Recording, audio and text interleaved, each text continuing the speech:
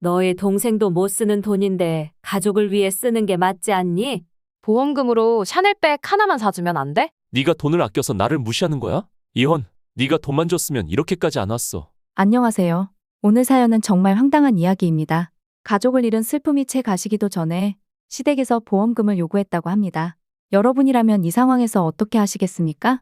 사연을 끝까지 들어보시고 댓글로 여러분의 의견도 남겨주시기 바랍니다. 안녕하세요. 저는 35살의 평범한 직장인입니다.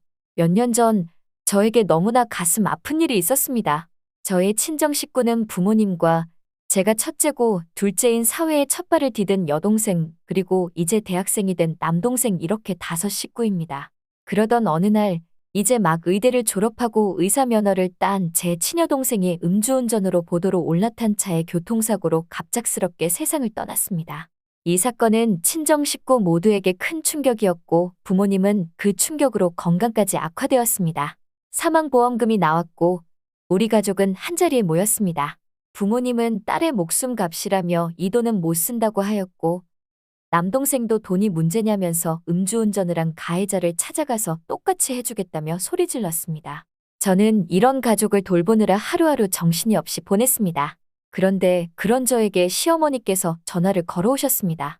너 보험금 받았다면서? 우리한테 좀 보태면 안 되겠니? 보험금이요? 그래. 신우이 결혼 자금이 모자라는데 2천만 원만 보태. 그 순간 저는 숨이 막혔습니다. 제 동생이 그렇게 허망하게 세상을 떠났는데 그 보험금을 시누이 결혼 자금으로 쓰라니요? 죄송하지만 그건 안 돼요. 저는 단호하게 거절했습니다. 하지만 시어머니는 한숨을 쉬며 말씀하셨습니다. 어차피 그 돈 아무도 안 쓴다면서? 그럼 살아있는 가족을 위해 쓰는 게 맞지 않니? 이것은 단순한 부탁이 아니었습니다. 그 말투에는 당연하다는 듯한 태도가 배어 있었습니다. 그때부터였습니다. 제 마음속 어딘가에 금이 가기 시작한 것은 그날 저녁 시어머니와의 통화를 잊으려 했지만 머릿속에서 떠나지 않았습니다. 고민 끝에 남편에게 말을 꺼냈습니다. 당신 어머니한테 무슨 얘기 들었어? 남편은 소파에 앉아 TV를 보며 대수롭지 않게 대답했습니다. 응? 무슨 얘기? 어머니가 시누이 결혼 자금으로 보험금 2천만 원을 보태라고 하셨어. 남편은 잠시 화면에서 눈을 떼더니 고개를 갸웃했습니다. 그래? 뭐 그냥 부탁하신 거겠지. 거절했어? 당연하지. 내 동생이 그렇게 됐는데 그 돈을 어떻게 남의 결혼 자금으로 써? 제 말에 남편은 난감한 표정을 지었습니다. 그렇긴 하지. 하지만 어머니 입장에서도 좀 급하신가 보네. 우리한테 부탁할 정도면 사정이 꽤 어려운 거 아닐까? 그 순간 속에서 무언가 울컥 올라왔습니다. 그럼 당신은 그 돈을 줘야 한다고 생각하는 거야? 남편은 당황한 듯 손을 흔들었습니다. 아니, 그런 건 아니고 그냥 어머니 입장도 생각해 보자는 거지. 너무 예민하게 받아들이지 마. 예민? 내가 지금 예민한 거라고 생각해? 말을 하는 순간 손끝이 떨리고 있었습니다. 하지만 남편은 대충 얼버무리며 다시 TV로 시선을 돌렸습니다. 그 순간 휴대전화가 울렸습니다. 화면에는 신우이라고 적혀 있었습니다.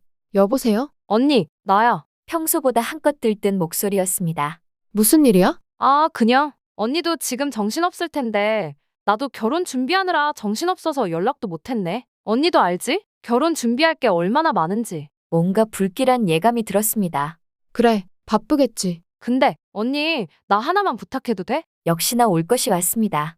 무슨 부탁? 언니, 내 결혼식 때 샤넬백 하나 사주면 안 돼? 한순간 귀를 의심했습니다. 뭐? 아, 너무 부담 갖지는 말고. 언니 보험금 받았잖아. 그중에서 조금만 쓰면 되는 거니까. 나 결혼식 날 들고 싶어서 그래. 손에 힘이 들어갔습니다. 너 지금 장난하는 거니? 아니, 진심인데? 신우이는 해맑게 웃으며 말을 이어갔습니다.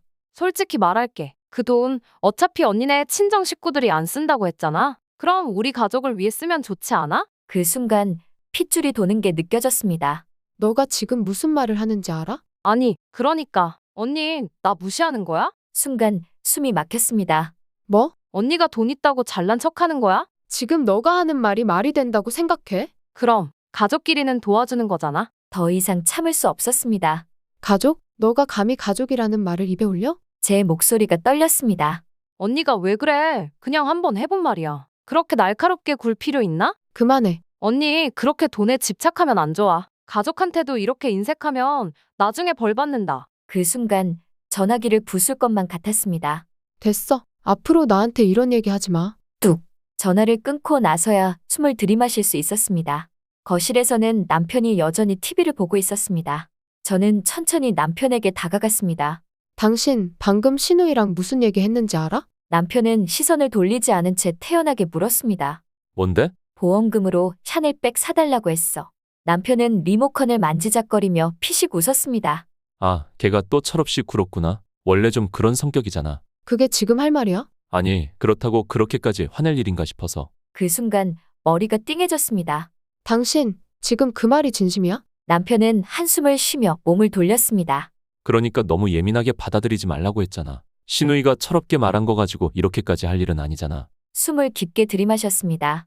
이건 철없는 문제가 아니야. 우리 가족을 잃었는데 그 돈을 명품백 사는데 쓰겠다는 게 말이 돼? 남편은 어깨를 으쓱하며 말했습니다.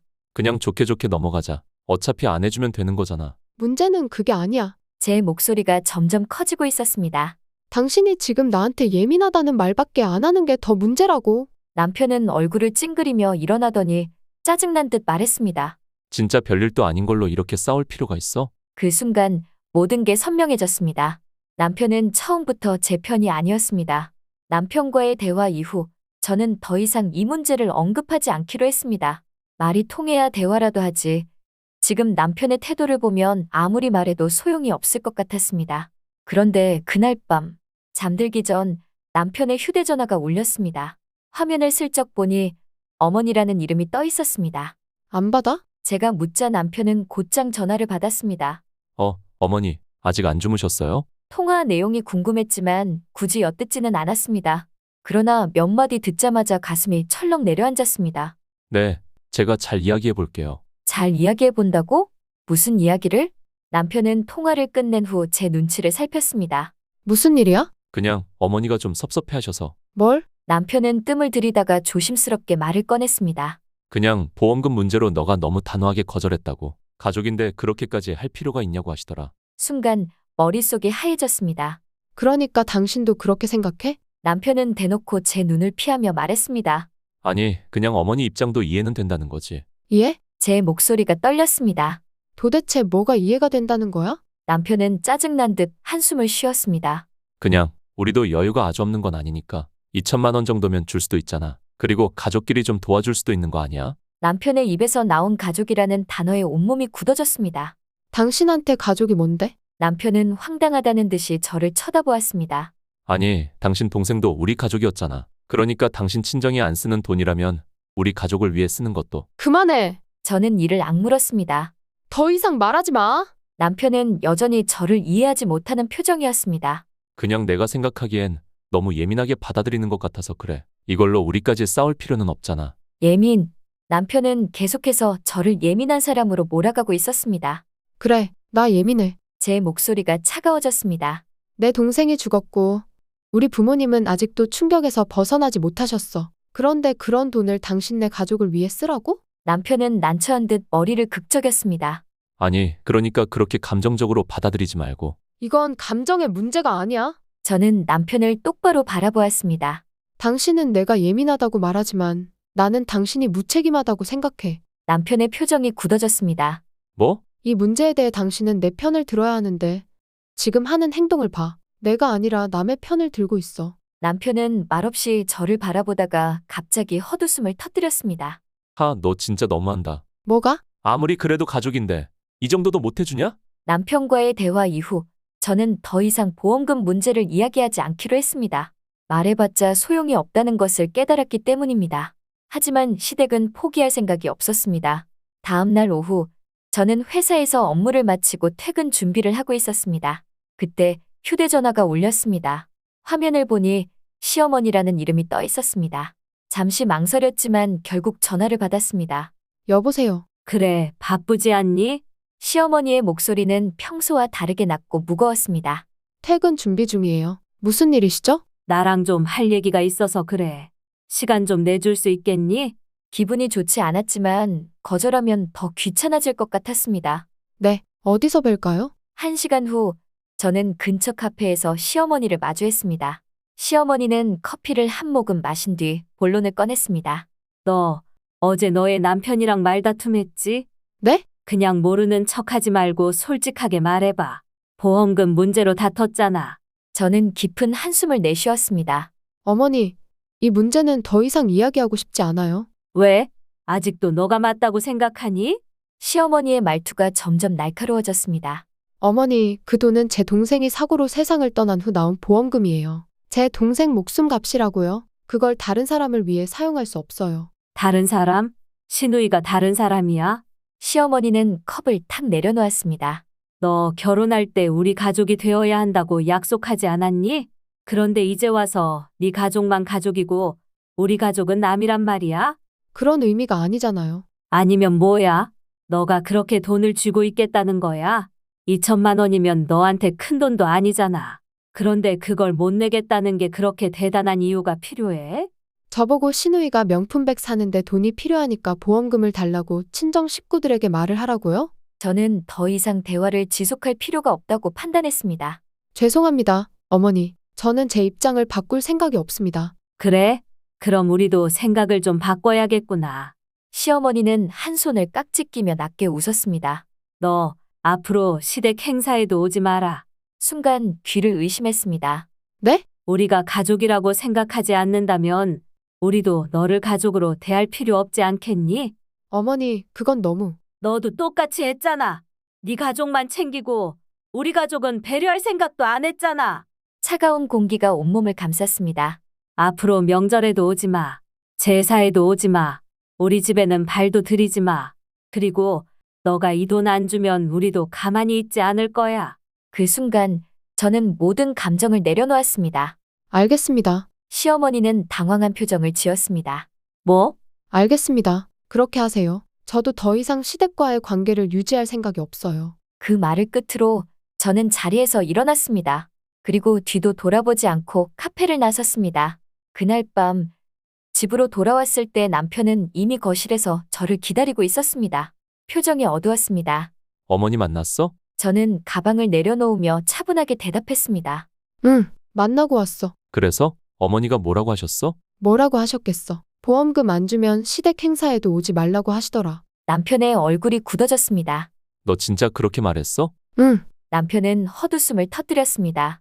하, 정말 대단하다. 너 뭐가 대단한데. 아무리 그래도 가족인데 이 정도는 이해하고 넘어가야 하는 거 아니야? 또다시 가족이라는 단어가 나왔습니다.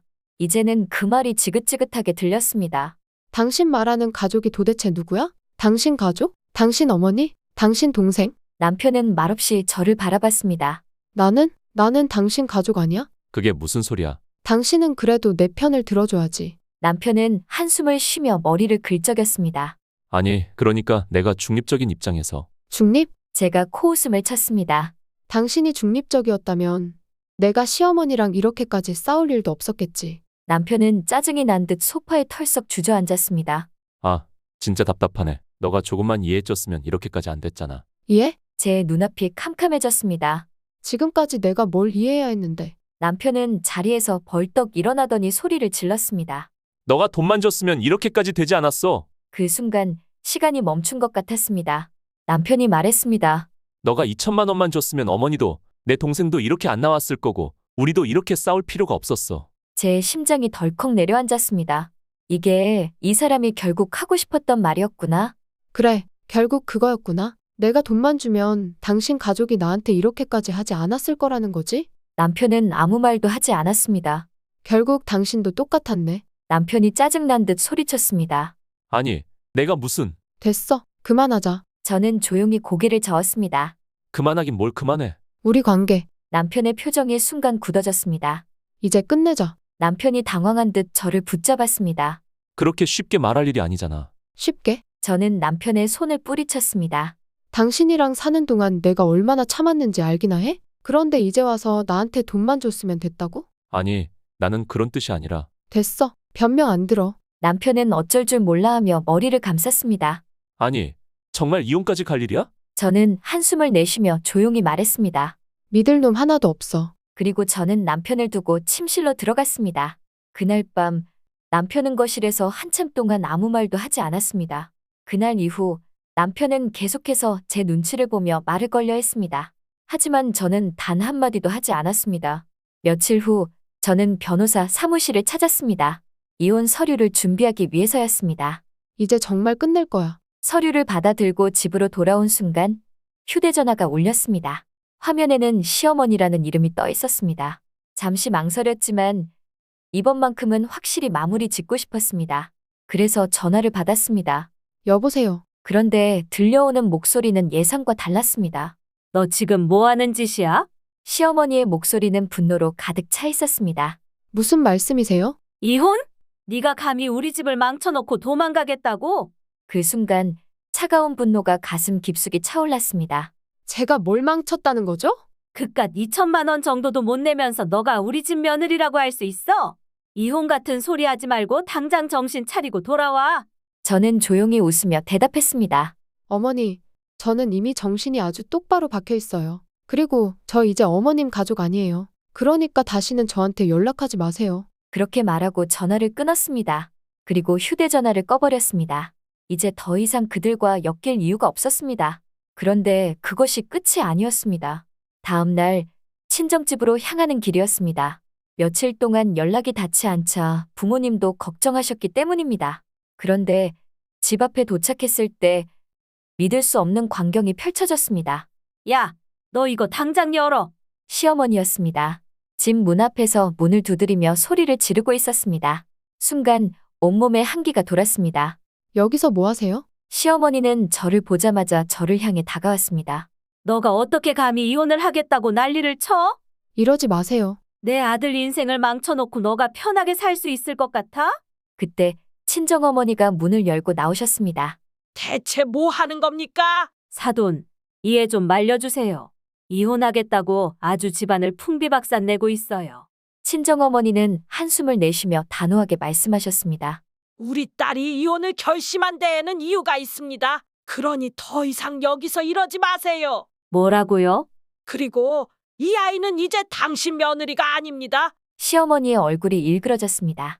당신까지 나서서 우리 가족을 망가뜨리겠다는 거예요? 저는 더 이상 참을 수 없었습니다. 제발 좀 인정하세요. 이건 제가 우리 가족을 망친 게 아니라 어머님과 남편이 망친 거예요. 시어머니는 말을 잇지 못했습니다. 그러니까 다시는 저희 가족 앞에 나타나지 마세요. 그렇게 말하고 저는 친정어머니의 손을 잡고 문 안으로 들어갔습니다. 문이 닫히는 순간 시어머니의 비명 같은 소리가 들려왔습니다. 이대로 못 끝나. 하지만 저는 이제 끝낼 준비가 되어 있었습니다. 그날 이후 남편은 몇 번이나 연락을 시도했습니다. 처음에는 짧은 문자로 시작됐습니다. 우리 한 번만 더 이야기할 수 있을까? 제발, 이혼은 너무 극단적이야. 저는 아무런 답도 하지 않았습니다. 그런데 다음 날 저녁 친정집 초인종이 울렸습니다. 문을 열어보니 남편이 문 앞에 서 있었습니다. 저는 아무 말 없이 남편을 바라봤습니다. 우리 한 번만 더 이야기하자. 더 이상 할 말 없어. 문을 닫으려 하자 남편이 문을 붙잡았습니다.